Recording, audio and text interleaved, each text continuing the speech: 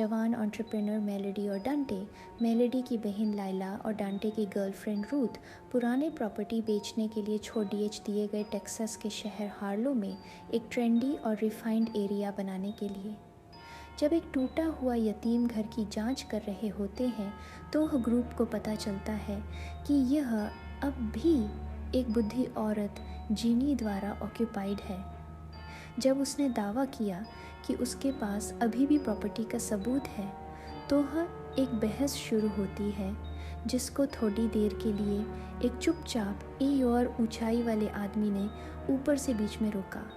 जीनी फिर से heart attack से गिर जाती है और उससे जल्दी से हॉस्पिटल ले जाया जाता है रूथ और वह आदमी के साथ। एक इन्वेस्टर कैथरीन एक बस के साथ हार्लो में पहुंचती है जिसमें कई संभावनाओं के खरीदार होते हैं जो मेलोडी और डांटे को ध्यान से हटाता है। तब तक लाइला एक स्थानीय मैकेनिक रिचटर के साथ दोस्ती का रिश्ता बनाती है और उसने बताया कि वह एक स्कूल शूटिंग की सर्वाइवर थी जिसकी वजह से उससे बंदूकों से डर लगता था। जिनी रास्ते में मरती है। रूथ मेलोडी को टेक्स्ट करती है तब तक जब वह आदमी पागल हो जाता है और एम्बुलेंस को चला रहे अफसर को मार देता है जिसके कारण एक्सीडेंट हो जाता है। जब रूथ जागती है तो वह देखती है कि वह आदमी लेदर फेस है जो जिनी के चेहरे को मास्क के रूप में पहनना शुरू कर देता है। रूथ मदद के लिए रेडियो पे बुलाती है, फिर लेदर फेस के द्वारा मार दी जाती है जो हार्लो की तरफ लौट जाता है। संपत्ति की पहरेदारी के दौरान मेलोडी रूथ के टेक्स्ट्स पर आती है और लाइला के साथ छोड़ ढहने की तैयारी करती है।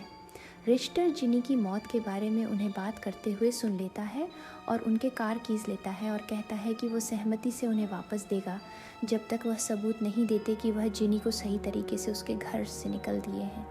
मेलोडी और डंटे उन्हें ढूंढने के लिए यतीम खाने लौट आते हैं। सैली हार्डेस्टी लेदर फेस के पहले के किलिंग स्प्री के एकमात्र बच्चे और अब एक लड़छदाए टेक्सास रेंजर रूथ के हमले के बारे में जानकार बाहर जाती है ताकि जांच कर सके।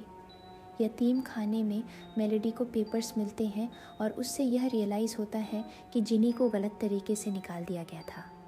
लेदर फेस यतीम खाने पर पहुंचता है और डंटे पर हमला करता है।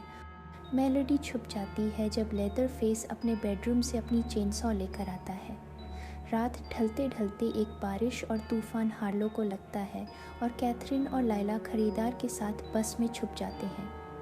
द रिचटर उसे ढूंढने के लिए अंदर आता है और फिर लेदर फेस का हमला होता है जिसके वजह से उसकी मौत हो जाती है। मेलोडी उसे कार और बस की चाबियां ले लेती है, फिर घर से भाग जाती है, लाइला के साथ मिल जाती है। वह बस पर चेयर जाते हैं। लेदर फेस उनके पीछे आता है जो सब लोगों को इंक्लूडिंग कैथरीन मार देता है। मेलोडी और लाइला खूंखार से बच जाते हैं और सैली से मिलते हैं जो उन्हें अपनी कार में बंद कर देती है। फिर यतीम खाने में लेदर फेस से मुकाबला करने के लिए अंदर जाता है। वह उससे गन पॉइंट पर पकड़ खेती है कि वह उन्हें और उनके दोस्तों पर जो दर्द किया था वह याद करे, लेकिन सिर्फ छुपी से जवाब मिलता है जब लेदर फेस चल दिया।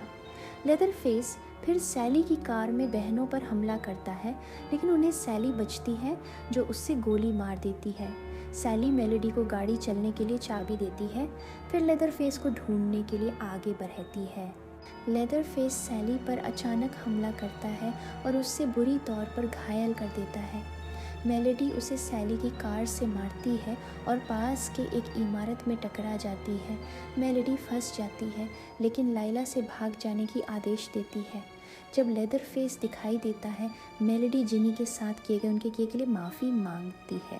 जब वह हमला करने के लिए आगे बढ़ता है, लाइला उन्हें गोली मारना चाहती है लेकिन उसकी गन खाली है।